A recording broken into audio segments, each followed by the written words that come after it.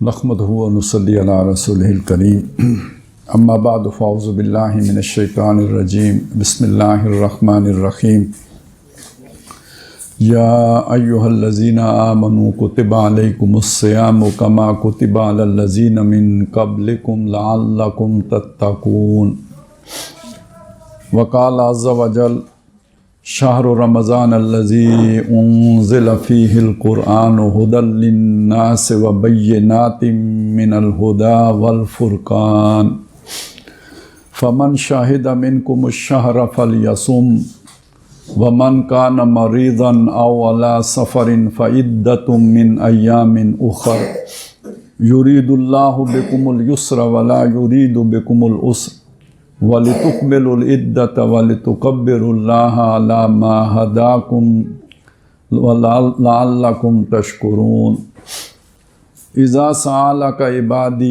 عَنِّي فَإِنِّي قَرِيبٌ أُجِيبُ دَعْوَةَ الدَّاعِ إِذَا دَعَانِ فَلْيَسْتَجِيبُوا لِي وَلْيُؤْمِنُوا بِي لَعَلَّهُمْ يَرْشُدُونَ صدق اللہ العظیم۔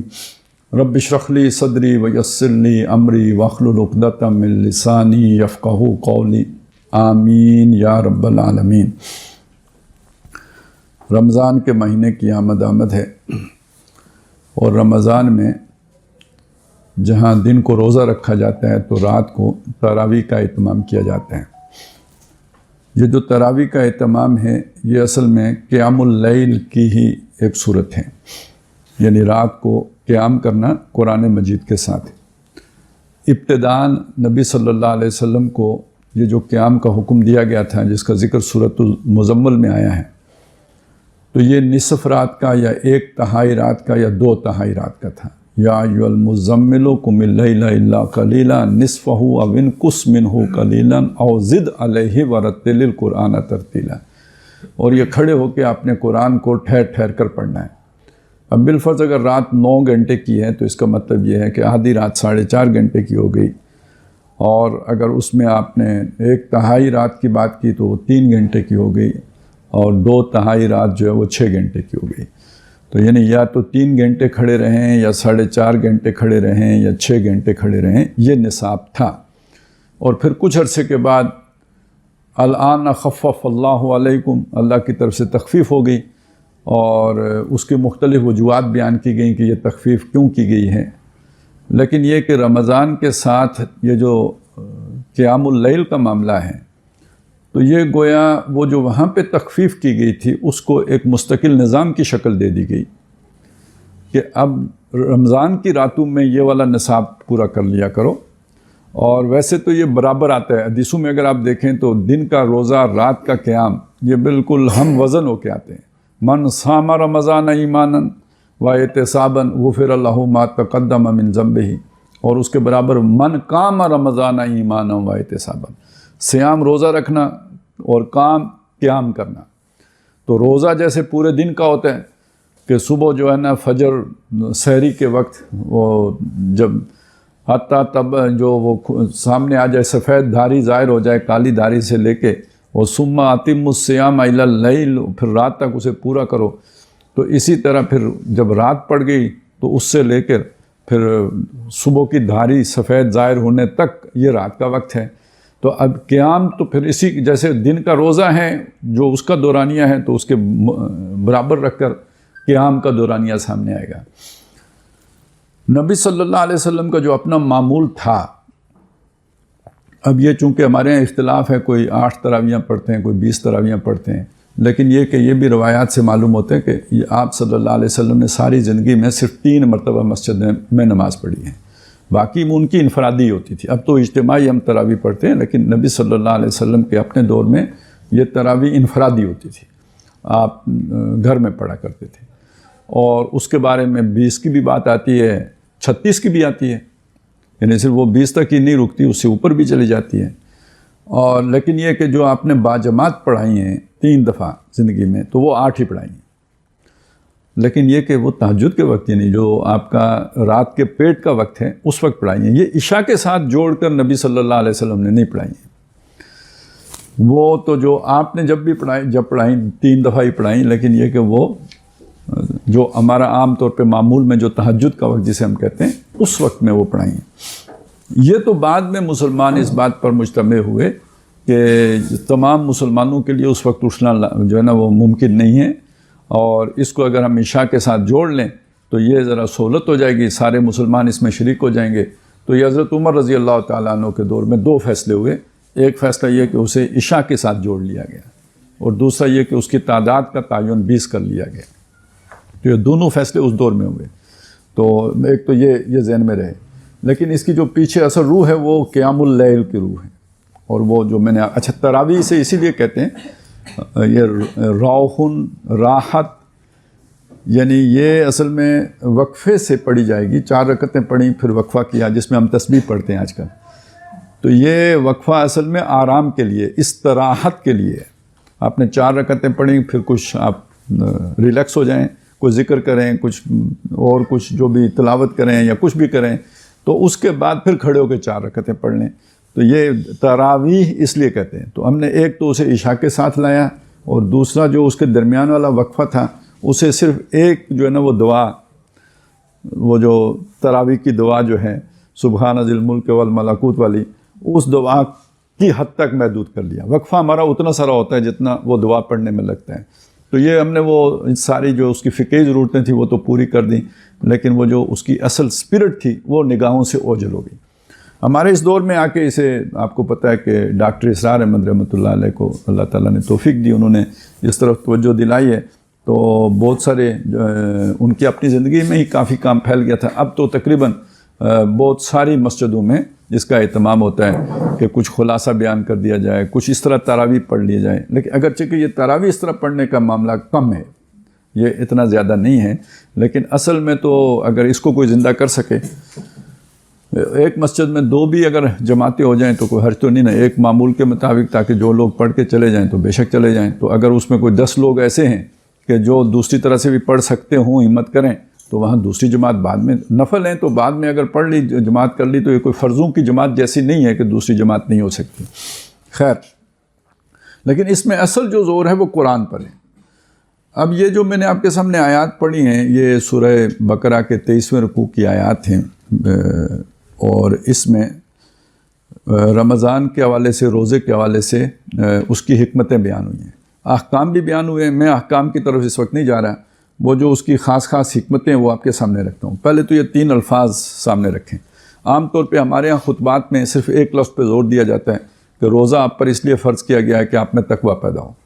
یا ایھا الذین آمنوا کتب علیکم الصیام کما کتب علی الذین من قبلکم لعلکم تتقون، لیکن یہ اسی لعلکم کے ساتھ تشکرون بھی آیا ہے، اور اسی لعلہم کے ساتھ یرشدون بھی آیا ہے۔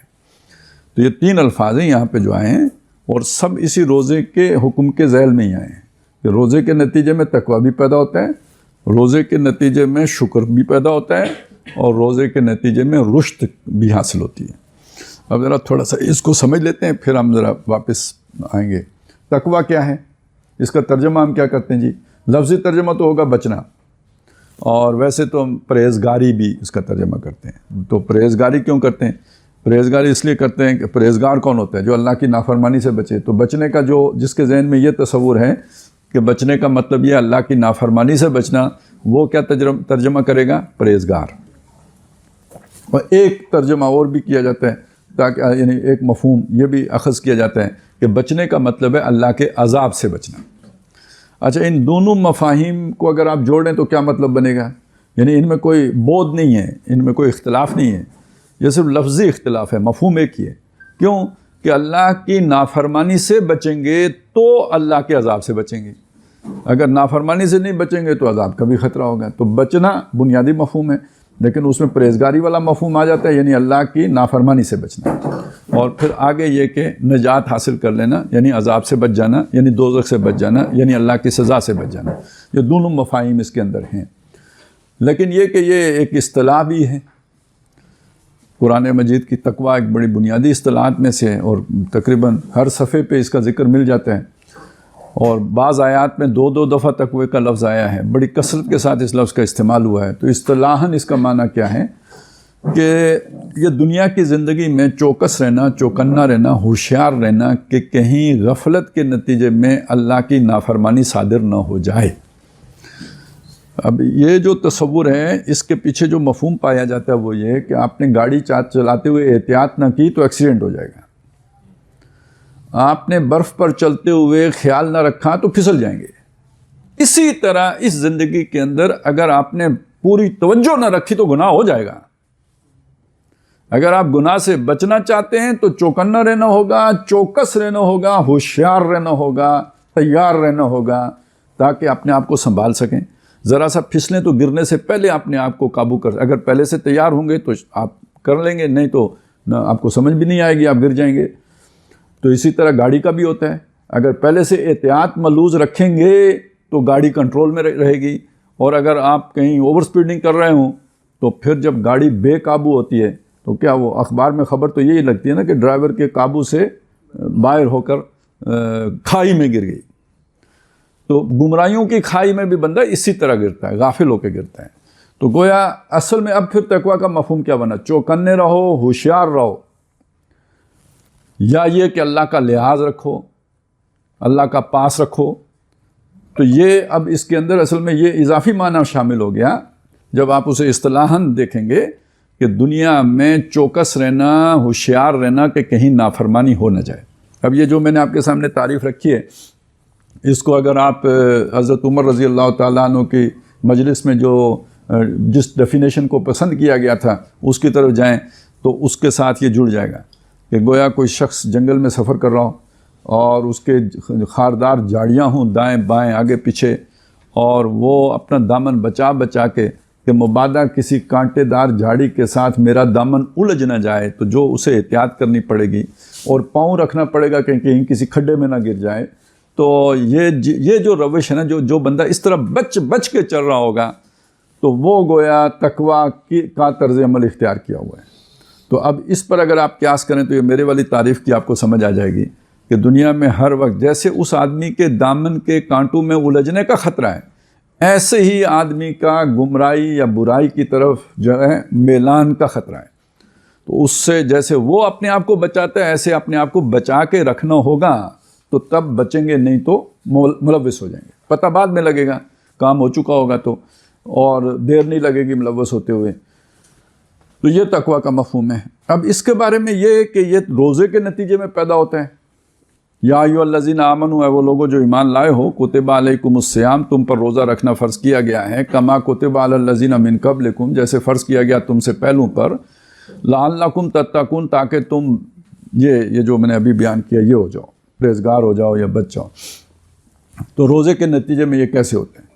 اصل میں اب یہ چیز سمجھنے کی ہے کہ جن کو یہاں پرہیزگار ہونا یعنی اللہ کی نافرمانی سے بچنا ہے، یعنی اللہ نے کچھ کام نہ کرنے کا حکم دے رکھا ہے، سود نہیں کھانا ہے، جھوٹ نہیں بولنا ہے، غیبت نہیں کرنی، یہ ساری وہ چیزیں ہیں جن چیزوں سے اللہ نے روکا ہے، اور دوسرا کچھ اللہ نے کرنے کا حکم دیا ہے۔ جن کو کرنے کا حکم دیا ہے وہ نہیں کریں گے تو نافرمانی ہو جائے گی، اور جن سے اللہ نے روکا ہے وہ کریں گے تو نافرمانی ہو جائے گی۔ ایسا ہی ہے۔ اب اس نافرمانی کا یہ احتمال ہر وقت رہے گا۔ اللہ نے حکم دیا نماز پڑھو تو چوکنے نہیں رہو گے تو آنکھ نہیں کھلے گی، اور ظاہر آنکھ کھولنے کے لیے ذرا چوکس پہلے سے رات کو ارادہ کر کے نیت کر کے ہوشیار ہو کے لیٹیں گے تو تب صبح آنکھ کھلے گی، نہیں تو نافرمانی ہو جائے گی۔ اللہ تعالیٰ نے جو ہے نا جن برائیوں سے روکا ہے تو وہ اگر چوکس نہیں رہیں گے تو ہو جائیں گی، جھوٹ کی طرف زبان چلی جائے گی، غیبت کی طرف چلی جائے گی، خود ہی ہو جاتی ہے، وہ تو بعد میں لگتا ہے کہ یہ غیبت ہے، تو وہ بھی اس کو لگے گا کہ جس کو کوئی خوف ہوگا، نہیں تو وہ بھی چلیں، وہ تو مزیدار بات ہے۔ تو یہ ہے وہ چیز کہ جس سے بچنا ہے نافرمانی سے، لیکن اس کی طرف میلان ہے۔ اب وہ جذبہ کہ میں یہ کام نہیں کروں گا کیسے پیدا ہوگا؟ اصل تو مسئلہ یہ جذبہ چاہیے نا، چوکس رکھنے والا جذبہ چاہیے، تو بتایا وہ روزے سے پیدا ہوگا۔ روزہ کیا کرتا ہے؟ روزہ یہ کرتا ہے کہ جو چیزیں کھانے پینے کی اجازت بھی ہے نا، ایک تھوڑے دورانیے کے لیے وہ روک دیا جاتا ہے۔ یہ پانی ابھی میں پی سکتا ہوں، روزے میں نہیں پی سکتے۔ کھانا ہم کھا سکتے ہیں، روزے میں نہیں کھا سکتے۔ میاں بیوی اپنا تعلق قائم کر سکتے ہیں، روزے میں نہیں کر سکتے۔ اب یہ معمولات زندگی ہیں، وہ معمولات زندگی ان سے روک دیا جاتا ہے۔ جب ان سے روک دیا جاتا ہے تو یہ ایک پریکٹس ہو رہی ہے کہ کیوں رکے ہوئے ہو، پانی کیوں نہیں پی رہے، پیاس لگی ہے نہیں پی رہے، کیوں نہیں پی رہے؟ اللہ نے روکا ہوا ہے۔ اچھا، اس کے اندر ایک اور نفسیاتی جو ہے نا وہ عامل ہے، وہ یہ ہے کہ کوئی بہت لمبا تو نہیں روکا ہوا نا، یہ شام تک ہی روکا ہوا ہے نا۔ اب یہ دیکھیے یہ کیا چیز ہے، یہ شام کی امید، شام کی امید، یہ اس نے مجھے سہارا دے رکھا ہے، ابھی میں نے روکا ہوا ہے اپنے آپ کو۔ اگر خدا نہ خواستہ روزے کا حکم یہ ہوتا کہ یہ جب اسرائیل کو دیکھو گے تو پانی پی سکتے ہو، اس سے پہلے نہیں پی سکتے، تو پھر یہ روزہ رکھنا بہت مشکل ہو جاتا ہے۔ تو وہ تو یہ کہا بس یہ شام، بس یہ سورج ڈلے گا، تو پھر ہم نے کہا ٹھیک ہے یہ کر لیتے ہیں۔ اب وہ سبزی والے کے سامنے سے گزرے، فروٹ والے کے سامنے، چلو یہ بھی خرید لیں، روزہ کھول کے کھائیں گے نا۔ جلیبی والے کے پاس، یہ بھی خرید لیتے ہیں، یہ بھی کھائیں گے۔ تو ابھی نہیں کھا رہے لیکن یہ جمع کرتے جاؤ، وہ شام تک وہ اتنا دسترخوان سج جاتا ہے، وہ تو کھایا جاتا نہیں، لیکن اس بھوک کا آپ اندازہ لگائیں جو ہم برداشت کر رہے ہیں یا اس حوث کو روک رہے ہیں، لیکن امید ساری کیا ہے؟ اے شام، اے پئی نا شام، نیڑے ہی ہے نا، شام تو شے ہی کوئی نہیں، مطلب بالکل نزدیک ہے۔ تو یہ والی جو شام ہے نا، یہ ہمارے اندر جو ہے نا یہ امید کہ یہ شام آ رہی ہے، تو جی روزہ رکھ لیتے ہیں۔ پھر یہ کہ آج کا پورا ہو گیا، ایک ہو گیا، آج 7 ہو گئے، اور 30 روزے ہیں نا۔ دوسری امید یہ ہوتی ہے کہ 3 باقی 11 مہینے، کلو وشربو ہنیم مریا، بس 1 مہینہ۔ تو یہ 2 چیزیں، ایک شارٹ پیریڈ کے لیے دیکھیں 30 دنوں کے لیے، اور یہ بس شام تک کے لیے۔ لیکن اس میں ایک تربیت کیا ہو گئی کہ یار اتنے وقت میں ہم نے نہیں استعمال کیا، تو کیوں؟ اللہ نے، وہ اللہ کی منع کی بات سے منع ہونے کی پریکٹس ہو گئی۔ اب یہ پریکٹس کام آئے گی، اور یہ تو اللہ نے حرام پکا کیا ہوا ہے، یہ شراب ہے، یہ نہیں، وہ پیتا تھا لیکن اب نہیں اللہ نے منع کیا۔ تو اب ایک طرف یہ پریکٹس ہو گئی تھی کہ پانی پیتا تھا لیکن شام تک نہیں پیتا، اب یہ شراب کے لیے چھوڑنے کا بھی ایک ول پاور مل گئی، یا جو حرام کھا رہے تھے تو اس حرام کو چھوڑنے کی بھی قوت ارادی مل گئی۔ تو اس کو یوں سمجھ لیجئے، ایک روزہ ہے یہ رمضان کا روزہ، ایک روزہ ہے زندگی پوری کا روزہ۔ یہ جو رمضان کا روزہ ہے اس میں اس کے احکام مختلف ہیں، اور جو پوری زندگی کا روزہ ہے اس کے احکام مختلف ہیں، اور اس کے احکام مستقل ہیں۔ یہ خنزیر مستقل حرام، یہ شراب یہ مستقل حرام، دوسرے کا مال ناحق ہڑپ کرنا مستقل حرام۔ تو یہ جو مستقل حرام ہے، یہ روزہ آپ کا وہ تا دم مرگ ہے۔ تو یہ چھوٹا روزہ رکھ کر اس بڑا روزہ رکھنے کا ایک مادہ یا طاقت یا قوت انسان کے اندر پیدا ہو جاتی ہے۔ یہ ہے اصل میں اس کا تقویٰ کے ساتھ جوڑ۔ اب آیا دوسرا جوڑ، شکر۔ شکر کسے کہتے ہیں؟ جیسے ہم نے تقویٰ کو سمجھا تو ایسے شکر کو بھی سمجھ لیں۔ ایک تو وہ ہے نا شکر باللسان ہے، الحمدللہ، شکریہ، شاکر لانعمہ، اللہ کی نعمتوں کا شکر گزار، ایک یہ زبان سے شکر ہے۔ ایک شکر بالقلب ہے کہ وہ جو زبان سے شکر ادا کیا جا رہا ہے وہ دل میں بھی واقعی شکر کے جذبات ہیں، احساس تشکر دل کے اندر موجزن ہے، دلی طور پر وہ شکر کیا جاتا ہے، صرف زبانی کلامی نہیں ہے، دل سے بھی ہے۔ ایک اور شکر ہے، وہ ہے شکر بالجوارح۔ مختصراً اس کا مطلب یہ ہے کہ جو نعمت میسر ہے اس کا حق ادا کیا جائے۔ آپ ابھی یہ پانی لا کے انہوں نے مجھے دیا تو میں نے کہا شکریہ، یہ زبانی شکر ہو گیا۔ پھر میرے دل میں یہ خیال آیا کہ انہوں نے میرا احساس کیا ہے، تو یہ اب یعنی یہ تو میرے قلب کے اندر وہ احساس پیدا ہوا نا، یہ قلبی شکر ہو گیا۔ لیکن یہ کہ میں اسے پینے کے بجائے ٹھوکر مار دوں تو یہ دونوں پہلے شکر مطلب بے معنی ہو جائیں گے یا نہیں ہو جائیں گے؟ تو یہ تو اصل میں انہوں نے مجھے پینے کے لیے دیا ہے، چلے میں نے نہیں پینا تو رکھا ہوا ہو، لیکن یہ کہ میں اسے گرا دوں، ٹھوکر مار دوں، تو اس کا مطلب یہ ہے کہ میں نے اس کا حق ادا کرنا تو دور کی بات، ناشکری ہی نہیں کی بلکہ میں نے کفران نعمت کیا ہے۔ تو شکر بالجوارح اصل میں جو نعمت جس مقصد کے لیے دی گئی ہے اس مقصد میں اسے کام میں لایا جائے۔ آنکھیں اللہ نے دیکھنے کے لیے دی ہیں, بند کر کے اللہ تیرا شکر ہے تو اکھاں دیتیاں تو اندھیرے کمرے وچوں بندہ باہر ہی نہ آئے, تو یہ کوئی آنکھوں کا شکر نہیں ہے. آنکھیں جس مقصد کے لیے دی گئی ہیں وہ مقصد بھی پورا کیا جائے, زبان جس مقصد کے لیے دی گئی ہے وہ مقصد بھی پورا کیا جائے. تو اسی طرح اللہ نے کتاب جس مقصد کے لیے دی ہے وہ مقصد بھی پورا کیا جائے. اور کتاب وہ چیز ہے جو سب سے بڑی نعمت ہے. دنیا کی تمام نعمتیں اس کتاب کی نعمت کے ساتھ مس ہو کے نعمت بنتی ہیں, اس کے بغیر سب کی سب زحمت ہیں. جیسے پارس کے ساتھ چھو کے نہ کیا پتھر جو ہے نا وہ سونا بن جاتا ہے طلسماتی کہانیوں میں, تو اسی طرح سمجھ لیجئے کہ قرآن مجید کے ساتھ مس کرنے کے بعد ہی کوئی نعمت ہوتی ہے, وگرنہ ہر نعمت وہ زحمت بن جائے گی. تو سب سے بڑی نعمت پھر کیا ہوئی؟ قرآن ہوا. تو اب اس کا شکر کیا ہے؟ وہ ساری سب سے بڑی نعمت کا شکر. اب یہاں سے ایک دوسرا مضمون ہے وہ سمجھنے کا ہے. وہ یہ ہے کہ پہلی بات یہ سمجھ لیجئے کہ یہ جو اللہ کی طرف سے الہامی کتابیں جو آتی ہیں نا, ان کے ساتھ روزے کا کوئی نہ کوئی تعلق ہے. موسیٰ علیہ السلام کو کتاب دی گئی تورات, تو پہلے اللہ تعالیٰ نے 40 راتوں کے لیے طور پہ بلایا یا نہیں بلایا, اور وہاں روزے رکھوائے نا, پھر کتاب دی. ادھر دیکھیں شہر رمضان الذی انزل فیہ القرآن, یہ رمضان کا مہینہ ہوا ہے جس میں قرآن نازل کیا گیا. قرآن کی پھر صفات آئیں ہدی للناس وبینات من الہدی والفرقان. ابھی میں اس سے ایک طرف رکھ دیتا ہوں, یعنی یہ اس کی عظمت ایک درجے میں بیان ہو گئی. فمن شاہدہ منکم الشہر, تو جو کوئی تم میں سے اس مہینے کو پائے, فلیصم, تو اس پر لازم ہے کہ روزہ رکھے. اب روزے کا ایک کام وہ تھا جو ہم پہلے سمجھ آئے ہیں, یہ دوسرا کام ہے, یہ علیحدہ کام ہے, اور یہ قرآن کے ساتھ جڑ کر ہے.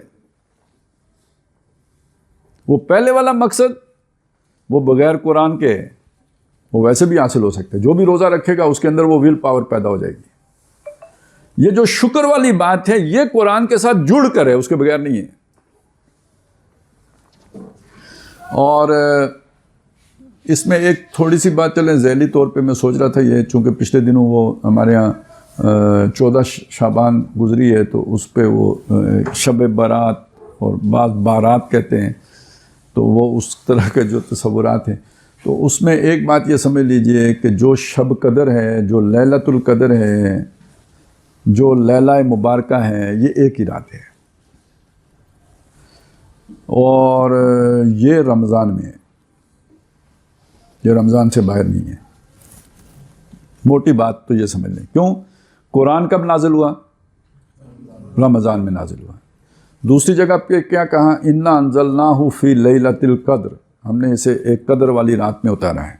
تو یہ رات پھر کس مہینے میں ہوگی؟ رمضان میں ہوگی.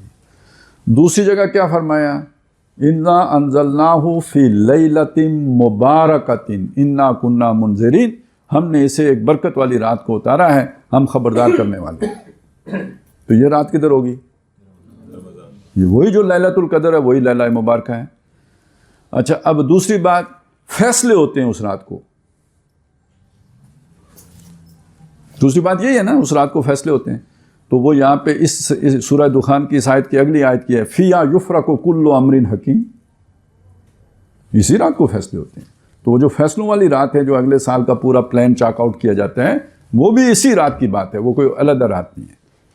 باقی مجھے یہ نہیں پتا اس کے علاوہ کیا ہے, میں صرف آپ کو یہ بتا رہا ہوں کہ فیصلوں والی رات, یہ بھی بڑا فیصلہ ہے نا کہ قرآن نازل ہونا ہے.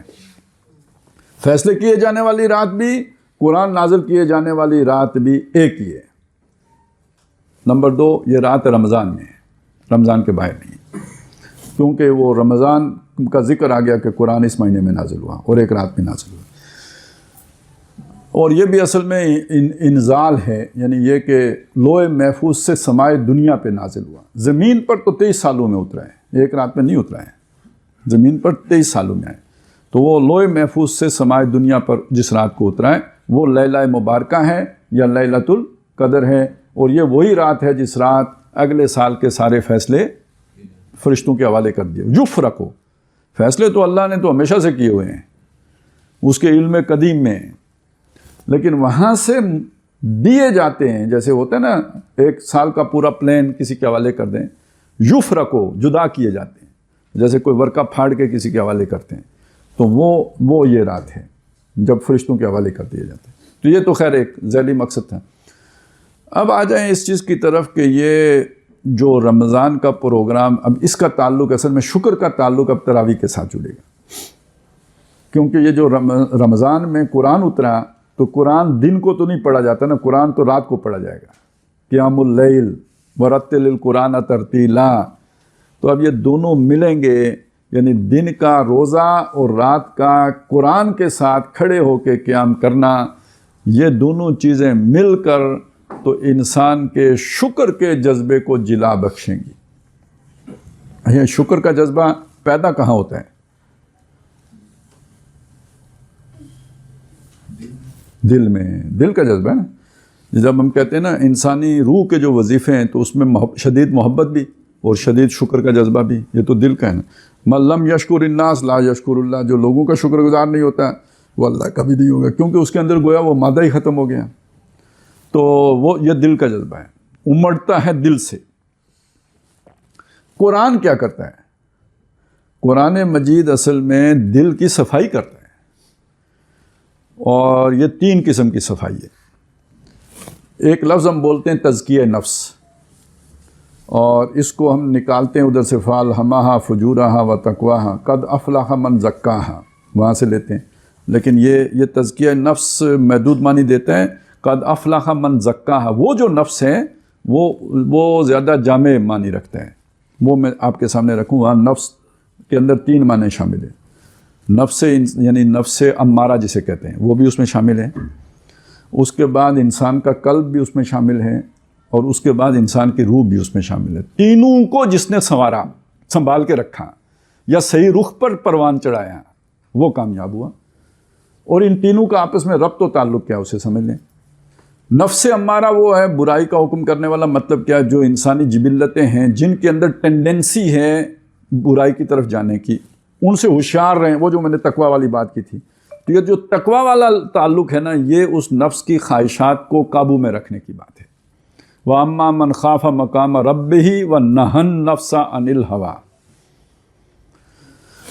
یہ تو تقوی پیدا کرتی، یعنی اس کے نتیجے میں نفس کا تزکیہ بمانا اس کے جو سفلی جذبات ہیں انہیں کنٹرول کرنا، ختم کرنا نہیں، کنٹرول کرنا، قابو میں رکھنا، حد ایک محدود ان کا استعمال جو شریعت نے بتایا ہے۔ اب اس سے اگلا مرحلہ آتا ہے دل کی صفائی کا، دل کی صفائی کا۔ اصل میں یہ جو دل ہے نا، قلب، یہ بدلتا رہتا ہے، اسی لیے اسے قلب کہتے ہیں۔ انقلاب کا لفظ اس سے بنا ہے نا، تبدیلی، تو دل تبدیل ہوتا رہتا ہے۔ اب یہ جب تبدیل ہوتا رہے، ویسے جو یہ فزیکل دل ہے یہ بھی تو تبدیل ہوتا رہتا ہے، کبھی سکڑتا ہے کبھی پھیلتا ہے، یہ ایک حالت میں نہیں رہتا ہے۔ تو یہ جو روحانی دل ہے یہ بھی بدلتا رہتا ہے، اس پہ اثرات پڑتے رہتے ہیں، پڑتے ہیں میری صحت پہ اثرات مسلسل، تو یہ اس دل کے اوپر بھی اثرات پڑتے ہیں مسلسل۔ کبھی وہ اثرات ہوتے ہیں ان اوانی خواہشات کے، اور اگر دوسری طرف سے اسے غذا نہ ملے تو ان کا غلبہ ہو جاتا ہے۔ جب ان کا غلبہ ہو جاتا ہے تو یہ میلا ہونا شروع ہو جاتا ہے یہ ریفلیکٹر، یہ منعکس کرتا ہے کچھ ہے۔ تو جو بھی ریفلیکٹر ہو، جب اس کے اوپر گرد چھا جائے یا اس کے اوپر کوئی اور طے آ جائے تو ریفلیکشن نہیں ہوگی، ختم ہو جائے گی۔ تو دل کی صفائی اس لیے ہوتی ہے تاکہ وہ اس کے اندر سے وہ جو روشنی جس نے ریفلیکٹ کرنا ہے وہ پوری آب و تاب کے ساتھ ریفلیکٹ کرے۔ جب یہ ریفلیکٹ نہیں کرتا تو اسے قرآن کہتا ہے جناب زنگ لگ گئے، کلا بل رانا علی قلوبہم ما کانوا یکسبون۔ وہ جو جبلتوں کے تحت گناہ کیے گئے، وہ گناہ اگر بڑھ گئے تو انہوں نے دل کے اوپر زنگ طاری کر دیا۔ اور حدیث میں بھی زنگ کے الفاظ آئے ہیں، یہ ان دلوں کو زنگ لگ جاتا ہے۔ اب وہاں حدیث میں کیا آیا؟ ما جلاؤہا، اس کو اتارنے کا طریقہ کیا ہے؟ کثرت و ذکر الموت اور تلاوت القرآن۔ تو دل کی صفائی کس سے ہوگی جی؟ قرآن کے ذریعے سے دل کی صفائی ہوگی۔ اچھا، اب یہ یعنی دل کی صفائی بھی مطلوب ہے، تو ایک طرف وہ جبلتوں کو کنٹرول کرنا اور دوسری طرف دل کے اوپر جو گناہوں کے اثرات ہیں ان کو زائل کرنے کے لیے صفائی کا اہتمام کرنا۔ اب تیسری چیز ہے، وہ ہے نور، جو ریفلیکٹ کرے گا اس ریفلیکٹر سے، دل سے، وہ ہے در حقیقت روح۔ اچھا، اب یہ جو نور یا روح جو بھی آپ اسے کہیں، تو اس کے لیے کوئی وہ ہوتا ہے نا، روشنی کوئی بھی ہو، اسے کوئی نہ کوئی سورس چاہیے ہوتی ہے نا، اس کے بغیر تو روشنی نہیں ہوتی۔ یہ بلب ہے، پیچھے کرنٹ ہوگا، اے سی ہو یا ڈی سی ہو، وہ جی بیٹری چاہیے، اس کے بغیر نہیں ہوتا ہے۔ اور بیٹری ڈسچارج ہو جاتی ہے، اسے پھر چارج کرنا پڑتا ہے۔ یہ ڈسکنیکٹ ہو جائے تو یہ نہیں چلے گا، یہ کوئی مستقل سورس چاہیے ہوتی ہے۔ یہ اس روح کے لیے یہ والی سورس کی حیثیت قرآن مجید کی ہے۔ اب قرآن دو کام کر رہے ہیں نا، صفائی کا کام بھی کرے گا ادھر، اور اس طرف وہ انرجی کا کام بھی کرے گا روح کے لیے۔ اسے کہتے ہیں تجلیہ روح، روح کو جلا بخشنا۔ تو اب وہ تزکیہ نفس ہے، دوسرا ہے تصفیہ قلب، اور یہ تیسرا ہے تجلیہ روح۔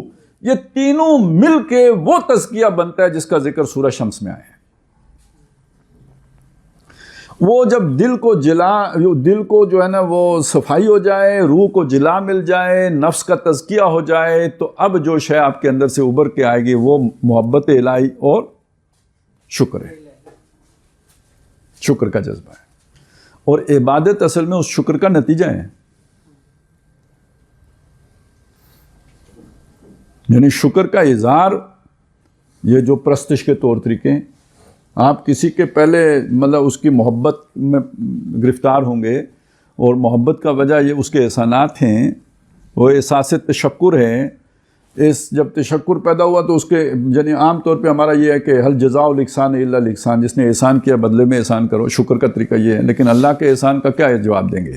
تو وہاں پہ پھر جبین نیاز دیکھنا ہے، پرستش ہے، اس کی اطاعت ہے، اس کا شکر کرنا ہے، تو یہ اس کا نتیجہ ہے۔ اب یہ دیکھیں، اب سمجھے رمضان یعنی وہ تلاوت القرآن اور وہ مل کے ایک طرف نفسانی خواہشات کو روکنا روزہ رکھ کر، اور تلاوت قرآن کے ذریعے سے دل کی صفائی کا اہتمام کرنا، اور دل کی صفائی کے ساتھ ساتھ روح کی غذا کا اسے کرنٹ دینا۔ اچھا، اب اگر یہ والی کرنٹ والی بات آپ کو ذرا دل میں آ گئی ہو تو اب میں چاہتا ہوں یہاں پہ وسیلے والا مطلب بھی سمجھ نہ لیں، کیونکہ کافی مشکل مسئلہ ہے یہ وسیلے والا۔ لڑائیاں جھگڑے ہمارے بہت لگے رہتے ہیں وسیلے پہ۔ یبتغون الیہم الوسیلہ، اللہ تک پہنچنے کا وسیلہ تلاش کرو۔ تو وسیلہ کیا ہے؟ قرآن ہے۔ اور یہ تو ابھی میں نے آپ کو یوں کر کے سمجھایا، آپ کہیں گے پتہ نہیں تفسیر بالرائے ہی کر دی ہے اس نے، تو میں آپ کو حدیث بھی سنا دیتا ہوں کہ یہ قرآن اللہ کی وہ رسی ہے، ممدود من السماء الی الارض، آسمان سے زمین تک تنی ہوئی ہے، طرفہ بایدیکم و طرفہ بید اللہ۔ وسیلہ کیا ہوتا ہے؟ جوڑنے والی شے ہی وسیلہ ہوتی ہے نا۔ تو بندے کو رب سے جوڑا ہوا کس نے ہے؟ قرآن نے۔ اور وہ روح کا کرنٹ کون سا ہے؟ قرآن۔ تو اسی کے نتیجے میں وہ قرب پیدا ہوگا جو اللہ سے پیدا ہونا چاہیے۔ تو وہ جو شکر کا جذبہ ہے وہ یہ قرآن، اور اس کے نتیجے میں اس کا ذکر آ گیا، اور اس میں جو خاص طور پہ شکر کا بلند ترین سطح ہے وہ کیا ہے؟ وَلِتُكَبِّرُوا اللَّهَ عَلَى مَا هَدَاكُمْ، تاکہ تم اللہ کی تکبیر کر سکو جیسے کہ اس نے تمہیں رہنمائی دی ہے۔ تو تکبیر ایک تو وہ ہے جو ہم کرتے ہیں الحمدللہ، یعنی عید کی نماز میں جو ہے نا اضافی تکبیریں کہتے ہیں، اور جاتے ہوئے بھی تکبیریں کہتے ہوئے جاتے ہیں، اور آتے ہوئے بھی تکبیریں کہتے جاتے ہیں۔ لیکن یہ تکبیر کون سی ہے؟ یہ وسعت افلاک والی تکبیر ہے یا یہ خاک کی آغوش والی تکبیر ہے؟ اچھا، یہ وسعت افلاک والی ہے۔ وہ جو مولوی صاحب یہ تکبیر کہہ رہے ہوتے ہیں نا، وہ کمیٹی والوں کی مرضی سے بغیر سلام بھی نہیں پھرتے۔ تو کون سی وسعت افلاک ہے اس میں؟ اور جب انہیں وہ کرونا والے بہادر کہتے ہیں کہ 3 فٹ گہرے گہرے کھڑے ہو، مل کے نہیں کھڑے ہونا ہے، یہ اللہ رسول کا حکم آسمانوں کے لیے، زمین پر ہمارا حکم چلے گا۔ اے بندہ، اس بندے تو 3 فٹ پر آ، تو وہ اللہ وسعت افلاک والی تکبیر کہے گی 3 فٹ پر آ۔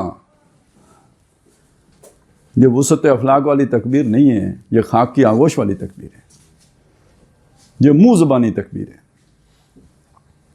وسعت جو ہے نا اخلاق والی تکبیر وہ ہوتی کہ جس میں دوسرے کی بڑائی کا انکار کیا جائے. وَمَن يَكْفُرْ بِالطَّاغُوتِ وَيُؤْمِن بِاللَّهِ، میں کسی اللہ کے مقابلے میں دوسرے کو بڑا نہیں مانتا. کسی دوسرے کا حکم میری پاؤں کی ٹھوکر پر.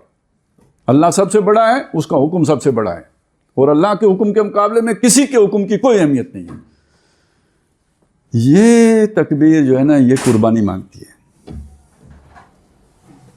یہ تکبیر جو ہے نا گھر سے نکلوا دیتی ہے.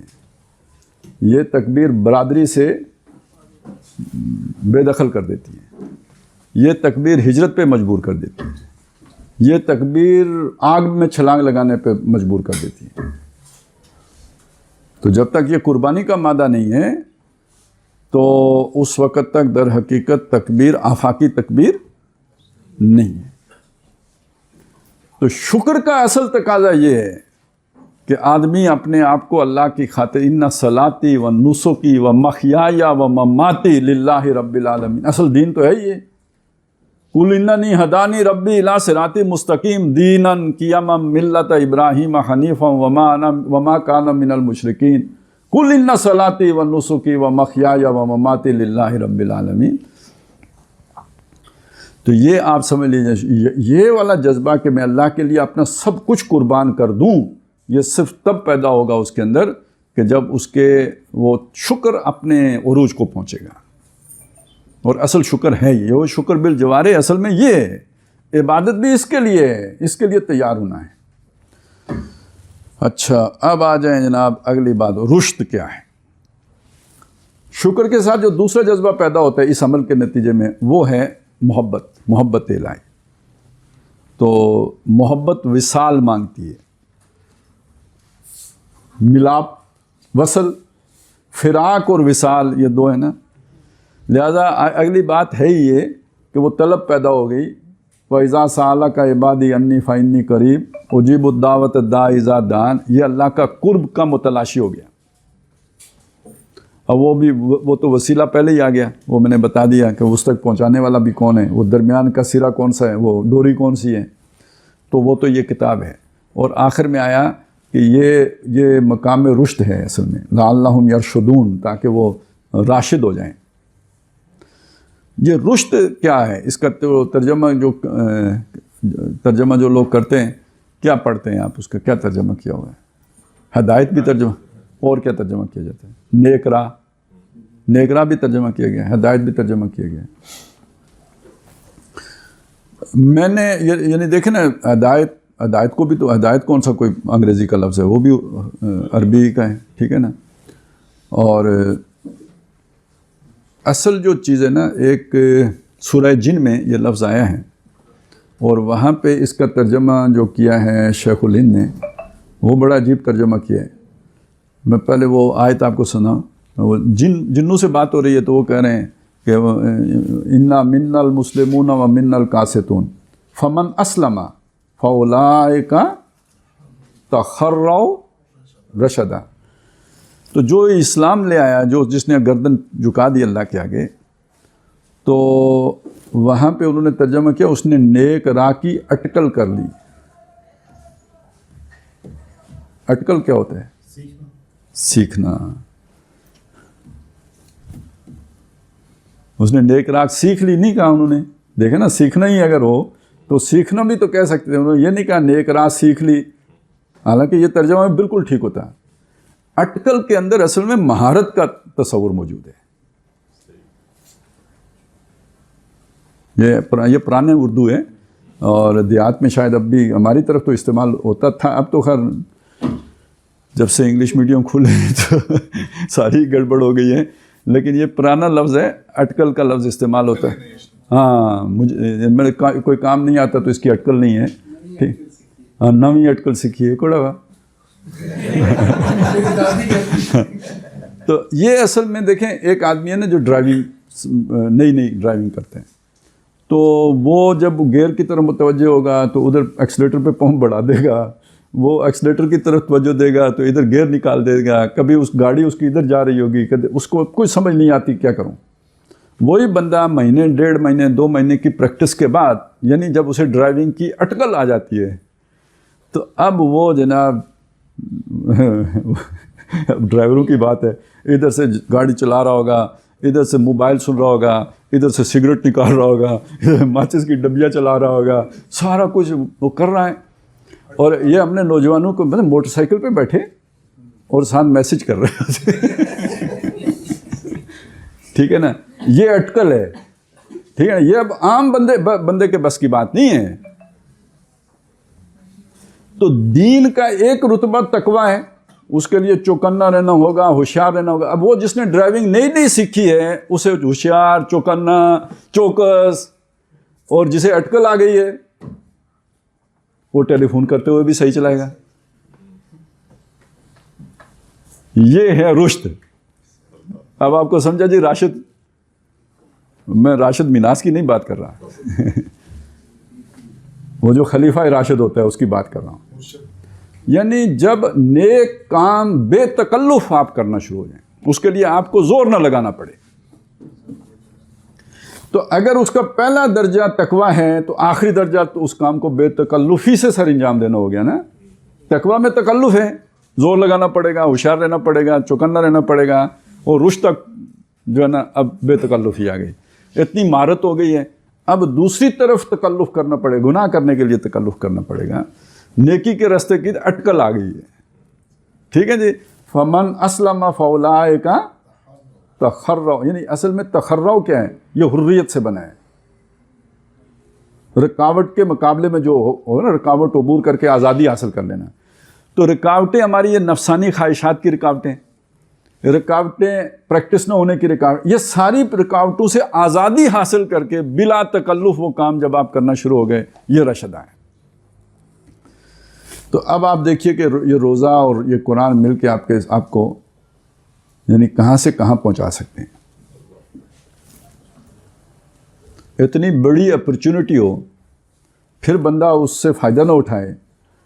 تو اب آپ کو سمجھ آئے گی وہ جو جبریل علیہ السلام نے دعا مانگی تھی اور حضور صلی اللہ علیہ وسلم نے آمین کہا تھا کہ جس کی زندگی میں رمضان آئے اور وہ اس کی برکتیں نہ سمیٹ سکے اور رمضان کے بعد بھی اسی حال میں ہو جس حال میں وہ پہلے تھا، تو وہ جو بھی انہوں نے بدعا دی نبی صلی اللہ علیہ وسلم نے آمین کہی. تو اس لیے اس کی اہمیت کو سمجھیے، اس کی افادیت کو سمجھیے. اب اس میں ایک چیز اور بھی میں چاہتا ہوں، چلیں آج تھوڑا سا اس پر بھی بات، کیونکہ دیکھیں نا ہم اس دنیا میں رہتے ہیں، ایک گھر ہوتا ہے، والدین ہوتے ہیں، قوم ہوتی ہے، ملک ہوتا ہے، اور ہمارا ایک ملک ہے. اس ملک کے حوالے سے بہرحال دیکھیں نشت ثانیہ، اسلام کی نشت ثانیہ کے جو خواب دیکھے گئے تو اس میں اس ملک کا ایک کردار ہمیشہ لوگوں نے دیکھا. علامہ اقبال انہوں نے دیکھا، مودودی صاحب نے ذکر کیا، ڈاکٹر صاحب بہت تسلسل سے آپ کے سامنے بات ہوگی. تو جو باتیں ڈاکٹر صاحب سے ہم نے سنی ان میں ایک یہ بھی تھا کہ یار بہت سے مسلمان ملک آزاد ہوئے لیکن کلمے کے نام پر صرف پاکستان آزاد ہوا، کلمے کی بنیاد پر.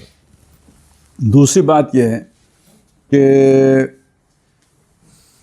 رمضان 27 کو قرآن نازل ہوا اور یہ ملک بھی 27ویں شبی کو آزاد ہوا. تو وہ جوڑ بھی مل جاتا ہے. ڈاکٹر صاحب وہ کہتے بھی یہ تھے رمضان، قرآن، پاکستان. پاکستان. اب اگر آپ ظاہراً دیکھیں نا، آج کل تو بس پاکستان کے حالات جو ہے نا، وہ مجھے کچھ تھوڑا سا اندازہ ہو جاتا ہے. وہ جو بندہ آگے جانے والا ہوتا ہے نا، اس کو کچھ دن پہلے ہی پتہ لگ جاتا ہے کہ ایگ ہو. ٹھیک ہے نا، وہ ابھی ویسے چنگا پلا ہوتا ہے لیکن وہ کچھ نہ کچھ گڑبڑ ہو چکی ہوتی ہے. پاکستان کے حالات بھی دیکھیں تو وہی ہیں. اگرچہ کہ میرا تجربہ افراد کا ہے، قوموں کا نہیں ہے. میں وہ صرف یہ نہ کہیے کہ میں کوئی یہ بات میری مستند ہے، لیکن یہ کہ حالات ایسے دکھ رہے ہیں کہ کوئی بھی انڈیکیٹر جو ہے نا پازیٹیو نہیں ہے. نہ بلڈ پریشر صحیح آ رہا ہے، نہ شوگر صحیح آ رہی ہے، کوئی شے بھی سدھی نہیں آ رہی ہے. سب چیزیں ٹیڑھی آ رہی ہیں. اور دوسری طرف اللہ تعالیٰ کی سنت یہ ہے کہ جب سب ٹیڑھا ہو چکتا ہے تو وہ سیدھا کرتے ہیں.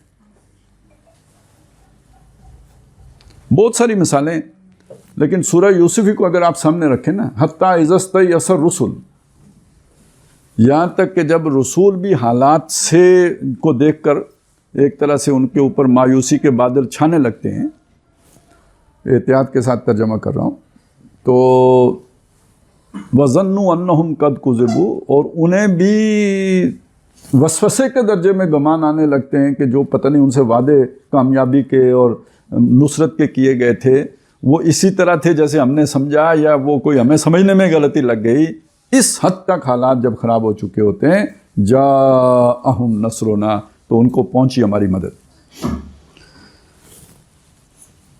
یہ تو کنکلوژن ہے، لیکن جو پورا قصہ ہے، یوسف علیہ السلام باپ سے جدا ہو گئے، پھر دوسرا بیٹا جدا ہو گیا، پھر تیسرا بھی ادھر ہی رہ گیا. یہ جب سب ہو چکا اور بیٹوں نے آ کے خبر دی کہ ابا جی ان ابنک سرق، آپ کے بچے نے چوری کی ہے، یہ سارا سن کے پھر کیا کہا، بل سولت لکم انفسکم امرا فصبر جمیل عسى اللہ ان یاتینی بہم جمیعا، امید ہے اللہ آپ سب کو لے آئے گا. ایک طرف یہ ہے، دوسری طرف یہ کہ وَتَوَلَّى عَنْهُمْ، جب وہ ان سے یہ بات کہہ کے اٹھ کے چلے اور ذرا مجلس برخاست ہوئی، ان سے جب ہٹے وہاں سے اس مجلس سے نکلے، تو یا اسف علی یوسف، وہ دل کا غم زبان پہ آ گیا، ہائے افسوس یوسف. وَابْيَضَّتْ عَيْنَاهُ، اس کی آنکھیں سفید ہو گئی تھیں. فَهُوَ قَزِيمٌ، اور یہ ابھی اپنے آپ روک بھی رہے تھے، یعنی سارا غم نکل نہیں رہا تھا، یہ تو بے قابو ہو کے جو نکل گیا اس کا یہ نتیجہ تھا. تو ایک طرف یہ امید کہ اللہ تعالیٰ سب کو لے آئے گا، دوسری طرف یہ دکھ اور افسوس، اور تیسری طرف بیٹوں سے کہتے ہیں یا بنی یذہبوا، اے بچوں جاؤ، فتحسسوا من یوسف و اخیہ، اور جاؤ تلاش کرو، یوسف کو تلاش کرو اور اس کے بھائی کو تلاش کرو جو ابھی تمہارے ہاتھ سے نکل گئے ہیں. وَلَا تَيْأَسُوا مِن رَوْحِ اللَّهِ، اور اللہ کی رحمت سے مایوس نہ ہو. إِنَّهُ لَا يَيْأَسُ مِن رَوْحِ اللَّهِ إِلَّا الْقَوْمُ الْكَافِرُونَ، کافر لوگ ہی اللہ کی رحمت سے مایوس ہوتے ہیں.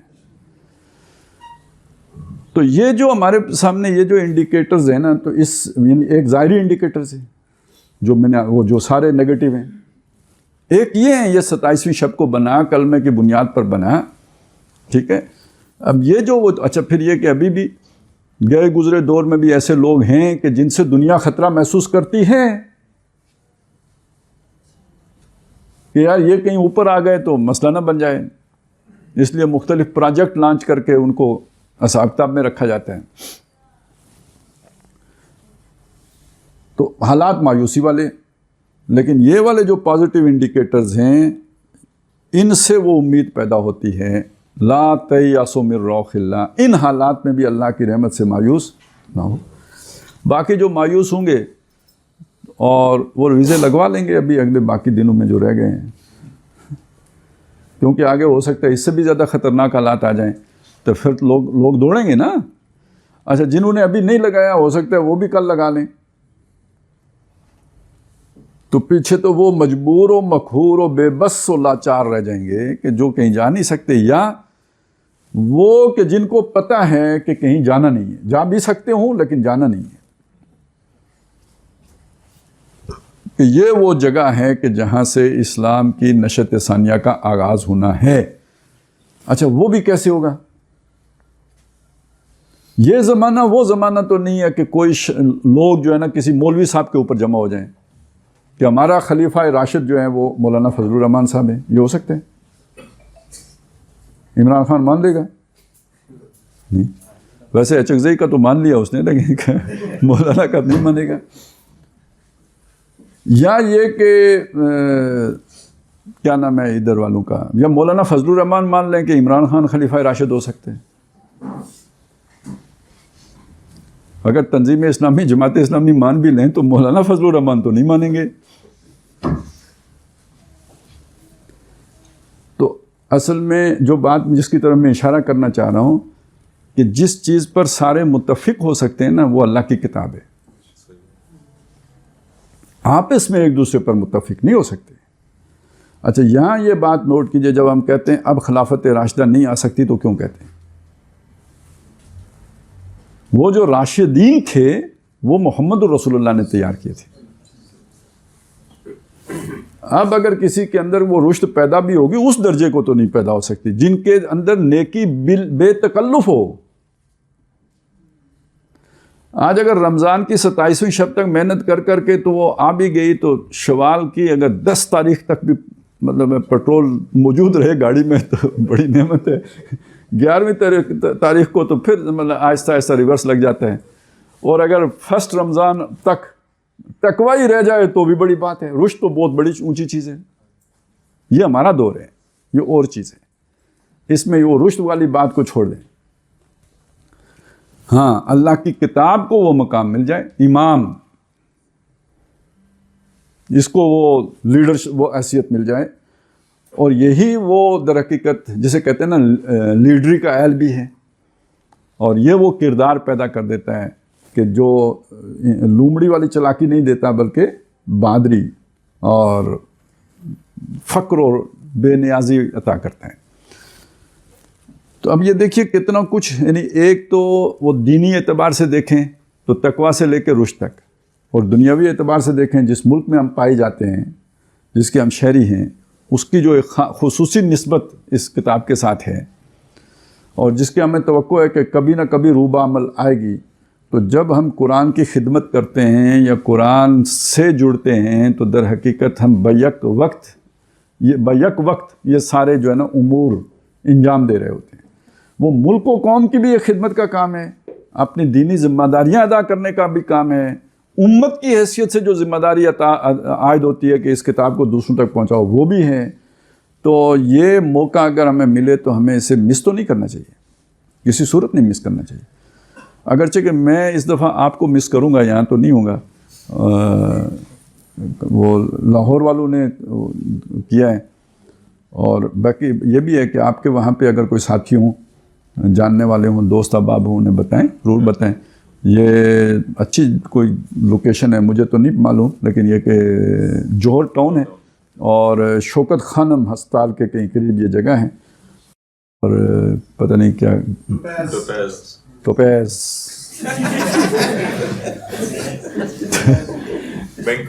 ہاں جی کمپلیکس ہے، بلکہ وہ کوئی 3 منزلہ ہے. تو وہاں پہ پروگرام ہوگا انشاءاللہ تعالی.